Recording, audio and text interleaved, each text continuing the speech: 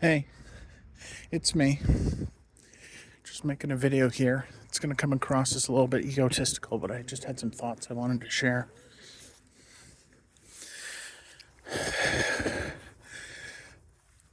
So, I recently lost my shorts. The shorts I really wanted to wear, and they were good, efficient, and even in a nice design and color that I liked. Camo, you know? That was nice. Not so nice that I had to lose them because somebody decided they were no good no more. My parents decided to veto these decisions for me. Even though I worked painstakingly hard to fix them up and repair all the holes in them and build it better and make it functional and such, but it wasn't good enough for them, and they decided to trash it. And guess what happened? Well, now I'm out here buying shorts, and I gotta go out in the world and buy a new pair of shorts, and that doesn't seem like such an agonizing thing, but then I see other people wearing the exact same kind I used to wear. Camo shorts and everything. These things were perfect for my work because they had plenty of pockets and were tight enough and were able to move in all sorts of athletic wear stuff. Yeah, it was perfect. But now I lost it. It's all gone. It's taken away from me. It's really bugging me because now I go to the store. I can't find anything in my right size, and I'm not even like a huge lard guy. I'm not like some land whale that's lumbering around here. I've been getting more exercise at work because that's good exercise, all the heavy lifting and such. And I'm trying to be healthy, but evidently I can't find any in my size.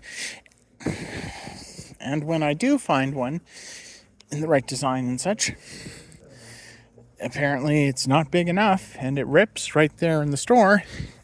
And even though the clerk offered to just dispose of that for me, I had too much morality to do that. I have far too much ethics. You see, I had to buy it, even though I ripped it, because, that's the fair thing to do. I broke it, I bought it. That's what I got to do. Now here I am, out in the field, talking to myself, rambling. Yeah. So that's what's frickin' going on. And I want to be respectful of my parents and show them all the proper due respect and such, but it looks like you've gotten me into a big problem here. For goodness frickin' sakes. I now had to buy ripped up broken pants out of a sense of honor and duty and fair play. And now I have pants that are arguably in even a worse condition than what I threw away. So guess what I'm going to have to do to those pants? I'm going to have to repair them. Patchwork style like I did before. And then mom and dad are going to complain about that. And I don't want to come across as some annoying complainer or anything, but here it is, another egotistical movie video recording of myself as I wander around here talking to myself, just sharing a video on the internet because that's what people do these days, just to vent their problems.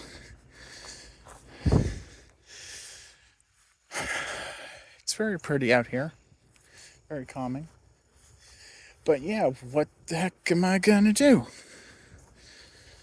I literally saw this other guy in the store wearing the exact same type of pants as what I wanted to wear. It's like the exact same model and such, and it's a weird coincidence, but no, I can't have it. I asked him politely where he got it, and, Old Navy and whatnot. And I'm like, fuck clothing. I don't want to get naked or anything, but sometimes it all just seems like it's too much work. This is why I always go light. Oh my God. Can you imagine how hot I'd be right now? How overheated and such I would be, in such agony I would be in right now if I were wearing a 3-piece suit. Like something like that. Can you imagine? That's so terrible. At least I'm respectful to all the people I meet. I'm trying to be. Oh my goodness.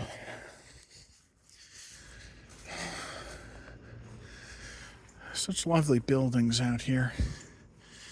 Such beautiful, beautiful sunset. Beautiful architecture.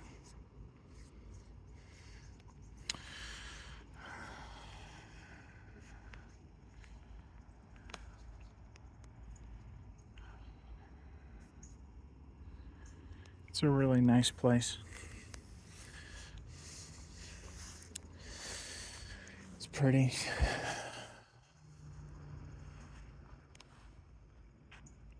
Wow, it's so nice. Darn. Well, what am I going to do?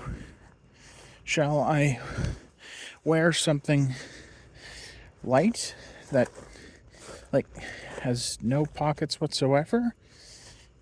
Shall I wear a fanny pack and put all my belongings in there, or a locker or something? Is that the idea? Are you British people offended by my usage of the term fanny pack? Because that means butt where we come from. But from what I'm told, that means pussy where you're from, doesn't it? Doesn't it? That's what you told me. And on another subject about British people, that's kind of pissing me off. Why you gotta change all the names of everything? And I'm not talking about, like, spellings of words and things. I'm talking, like, why the hell did you have to call it Zootropolis and not Zootopia? What the fuck's that? What are you doing? And Star Fox, the video game, isn't called Star Fox in Britain, now is it? No, it is not. And I'm not talking about, like, simple inane differences like lift and elevator and bathroom and the loo and things like that. Look, I'm not even American, I'm Canadian, but even this is pissing me off. Like, there's so many things about differences in culture and such. Sometimes I just wonder what's with Canada, this country I live in, and all the things that go into it. It doesn't make sense. We talk like Americans, we write like British people, and every once in a while there's a French word that goes in there somewhere. And we walk around on this landscape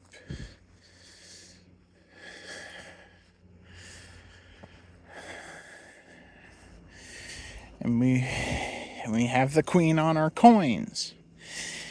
We have money, and we have loonies and toonies, and we put milk into bags, and we eat at Tim Hortons, and we...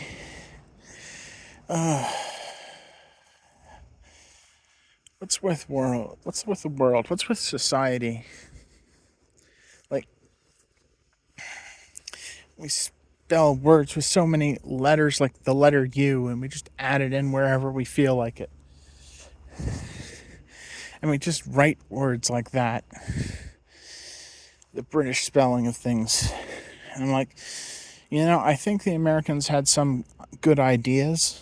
There are some things they got right. Like, celebrating Thanksgiving in November. That was a good idea, I think. Getting rid of all those superfluous letters in the language. Do we really need the letter U in the word color? Do we really need that? Is it like the most important thing? Is it the utmost importance that we pronounce it as the letter Z rather than saying Z? Is it really so damn important that we spell synthesizer with an S rather than a Z? Are you freaking kidding me? What is wrong with society? What is wrong with society? What is wrong with society?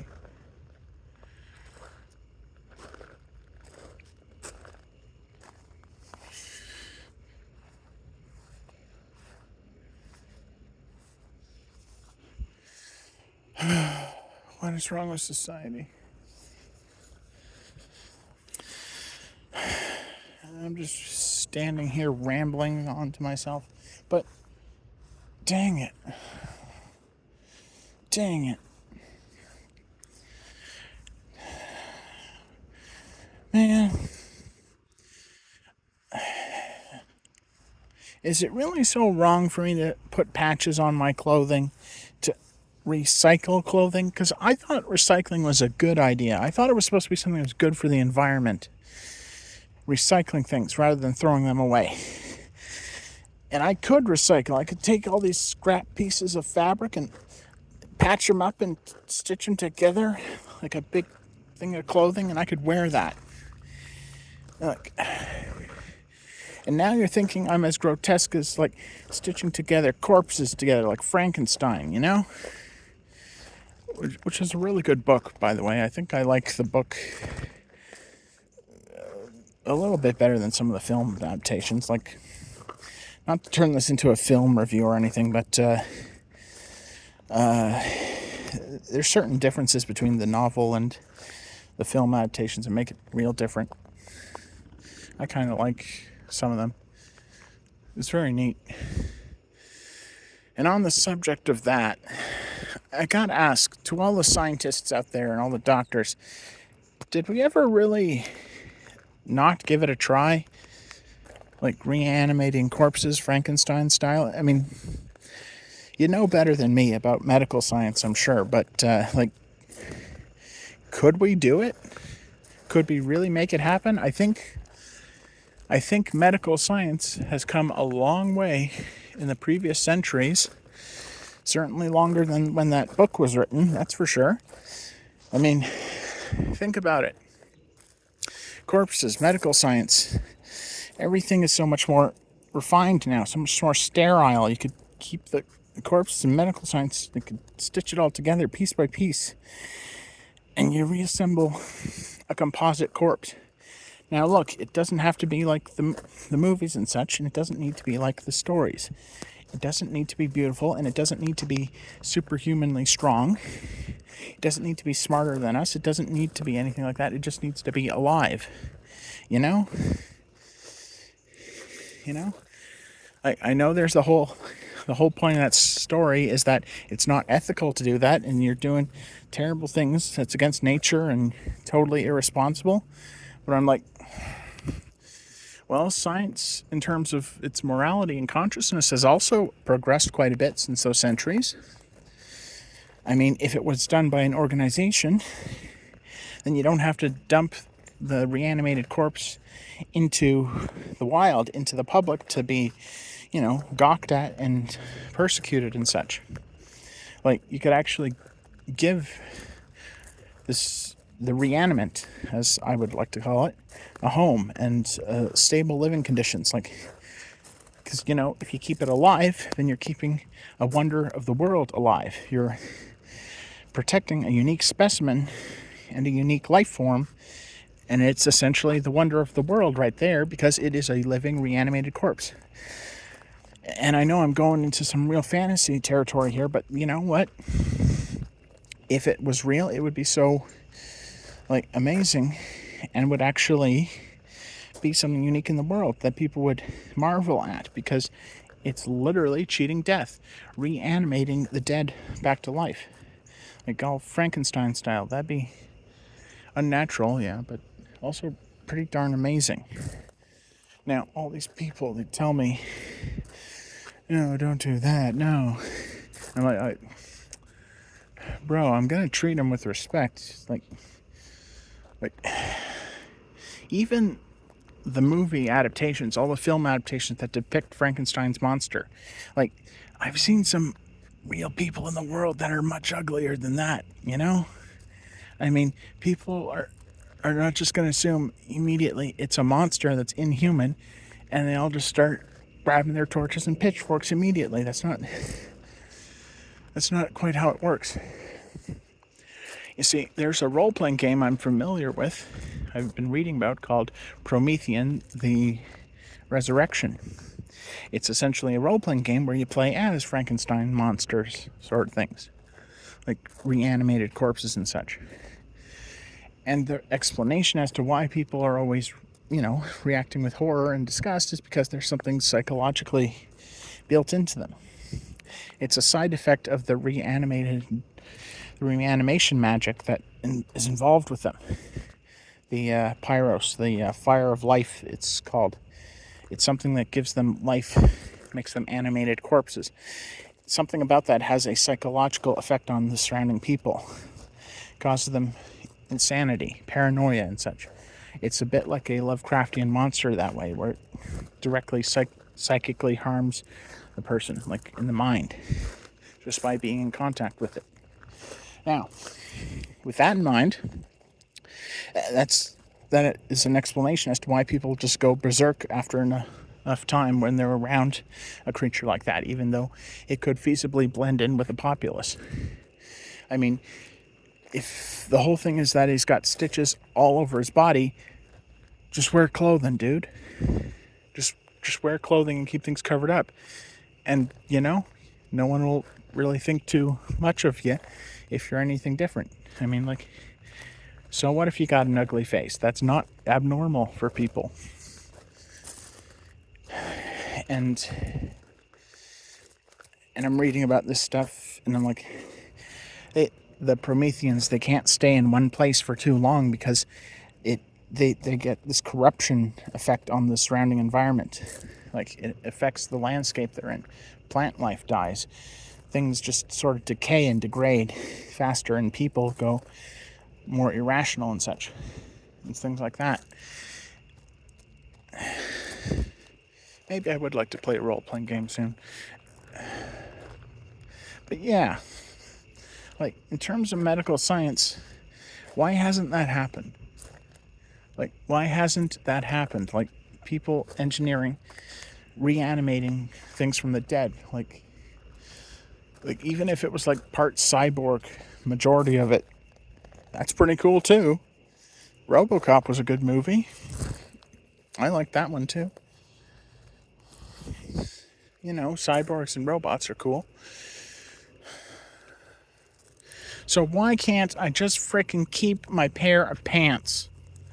Why can't I just keep my pair of pants? I fixed the holes in them. That's not an issue. Now I've got a pair of pants that are even more ripped up than that. And now I'm going to have to tear them up. I'm going to have to sew patches into them and make it even more of a mess.